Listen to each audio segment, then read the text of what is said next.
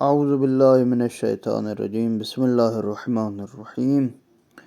آج آپ کی خدمت میں چوتھا سپارہ شروع کر رہے ہیں۔ اعوذ باللہ من الشیطان الرجیم، لن تنالوا البر حتى تنفقوا مما تحبون وما تنفقوا من شيء فإن الله به عليم۔ كل الطعام كان حلا لبني إسرائيل إلا ما حرم إسرائيل على نفسه من قبل أن تنزل التوراة، قل فأتوا بالتوراة فاتلوها إن كنتم صادقين، فمن افترى على الله الكذب من بعد ذلك فأولئك هم الظالمون۔ قل صدق الله فاتبعوا ملة إبراهيم حنيفا وما كان من المشركين، إن أول بيت وضع للناس للذي ببكة مباركا وهدى للعالمين، فيه آيات بينات مقام إبراهيم ومن دخله كان آمنا، وَلِلَّهِ عَلَى النَّاسِ حِجُّ الْبَيْتِ مَنِ اسْتَطَاعَ إِلَيْهِ سَبِيلًا وَمَنْ كَفَرَ فَإِنَّ اللَّهَ غَنِيٌّ عَنِ الْعَالَمِينَ۔ قُلْ يَا أَهْلَ الْكِتَابِ لِمَ تَكْفُرُونَ بِآيَاتِ اللَّهِ وَاللَّهُ شَهِيدٌ عَلَى مَا تَعْمَلُونَ۔ قل يا أهل الكتاب لما تصدون عن سبيل الله من آمن تبغونها عوجا وأنتم شهداء وما الله بغافل عما تعملون۔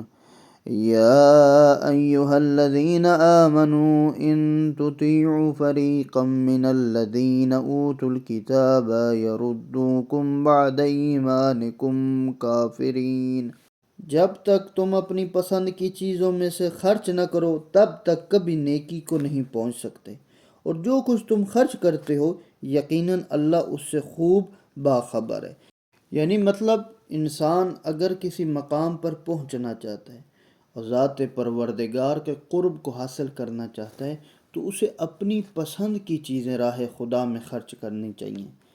پھر فرماتے ہیں بنی اسرائیل کے لیے کھانے کی ساری چیزیں حلال تھیں بے جز ان چیزوں کے جو اسرائیل نے تورات نازل ہونے سے پہلے خود اپنے اوپر حرام کر لی تھی۔ کہہ دیجئے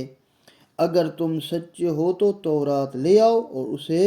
پڑھو۔ یہودیوں کی طرف سے اٹھائے جانے والے جزئی اور فروعی اعتراضات کا جواب ہے، جو آج کل یہ کہتے ہیں کہ یہ چیز حلال ہے، یہ حرام ہے، پتہ نہیں اسلام نے کیا کہا۔ یہاں پر قرآن نے کہہ دیا ہے کہ جو چیزیں تم نے اپنے اوپر حرام کی ہیں اس کے علاوہ ساری چیزیں تم پر حلال تھیں۔ اس کے بعد بھی جنہوں نے اللہ کی طرف جھوٹی نسبت دی وہی لوگ ظالم ہیں۔ کہہ دیجیے اللہ نے سچ فرمایا، پس تم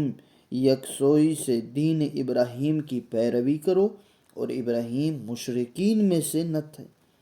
سب سے پہلا گھر جو لوگوں کی عبادت کے لیے بنایا گیا وہ وہی ہے جو مکہ ہے، جو عالمین کے لیے بابرکت ہے اور رہنما ہے۔ اس میں واضح نشانیاں، مثلا مقام ابراہیم جو اس میں داخل ہوا وہ امان والا ہو گیا، اور لوگوں پر اللہ کا حق ہے کہ جو اس گھر تک جانے کی استطاعت رکھتا ہو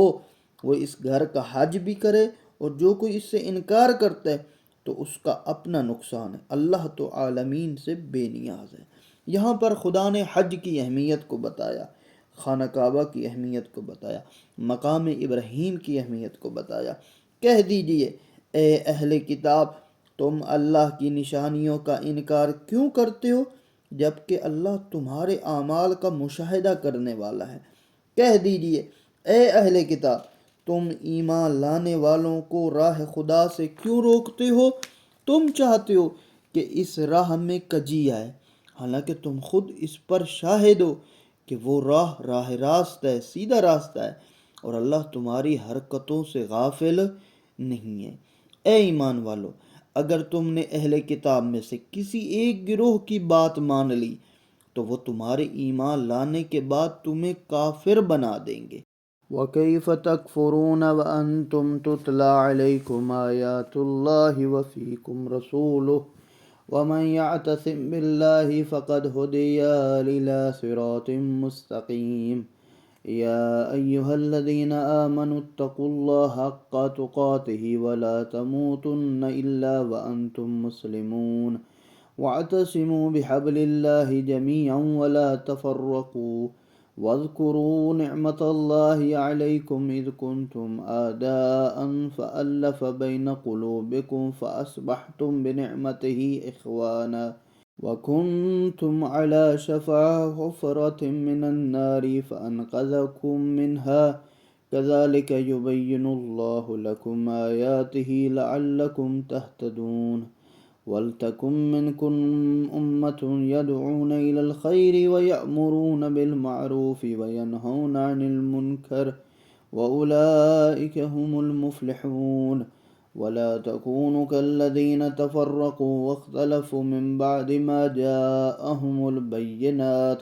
وأولئك لهم عذاب عظيم يوم تبيض وجوه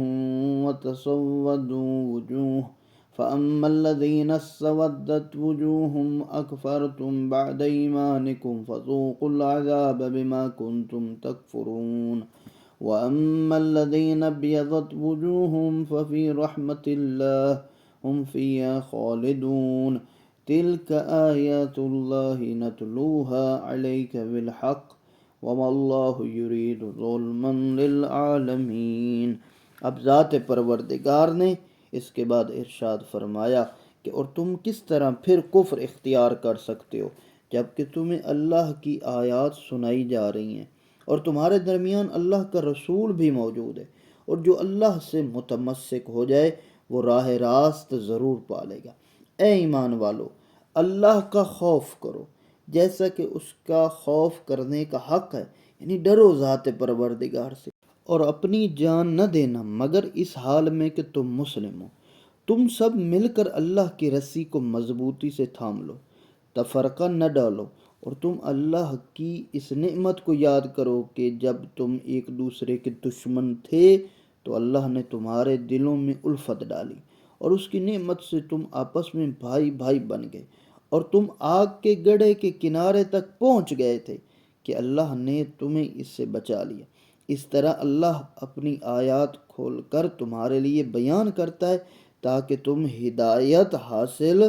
کرو، اور تم میں ایک جماعت ایسی ہونی چاہیے جو نیکی کی دعوت اور بھلائی کا حکم دے اور برائیوں سے روکے، اور یہی لوگ نجات پانے والے ہیں۔ اور تم ان لوگوں کی طرح نہ ہونا جو واضح دلائل آ جانے کے بعد بٹ گئے اور اختلاف کا شکار ہوئے، ایسے لوگوں کے لیے بڑا عذاب ہے۔ قیامت کے دن کچھ لوگ سرخ رو ہوں گے اور کچھ لوگ سیاہ رو ہوں گے، پس روح سیاہ لوگوں سے کہا جائے گا، یعنی جن کے چہرے سیاہ ہوں گے، جو جہنمی ہوں گے، کیا تم نے ایمان لانے کے بعد کفر اختیار کیا؟ پس اب اپنے